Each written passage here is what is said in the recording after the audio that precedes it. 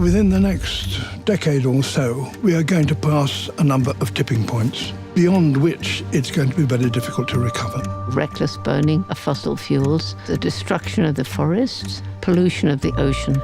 How is it possible that the most intellectual being that ever walked the planet is destroying its only hope?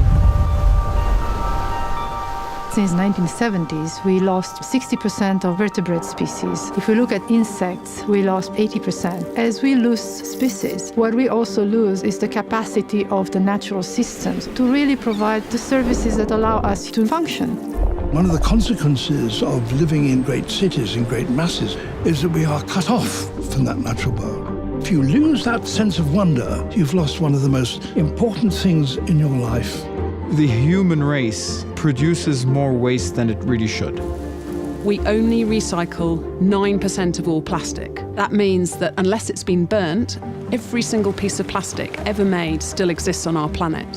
The crisis of biodiversity with climate change, it's interlocked with many other global crises that we are seeing. Migration and climate refugees, political crisis, and perhaps a moral crisis. We've stolen our children's future, we're still stealing it, and we must get together now. When I first started the school strike for the climate, I never would have imagined that it was going to be this big. It's over 100,000 children from all around the world. The consumer has to be the one that forces everyone's hand to say, I will not buy from you unless you have a sustainability policy and a clear transparency on the whole supply chain of the product that I'm buying.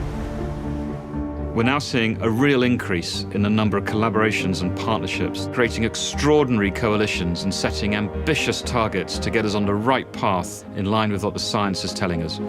Employees have a responsibility to demand a better value system from corporations, and that's one way to pressure leaders to take a stand and say that they're going to be committed to the environment. It just comes down to all leaders of all organizations recognizing far-reaching implications for how this can truly help to have an impact in the world. Never compromise. What you're doing today will have an impact on the planet for thousands and thousands of years. There has been no species that has been remotely clever or ingenious than Homo sapiens.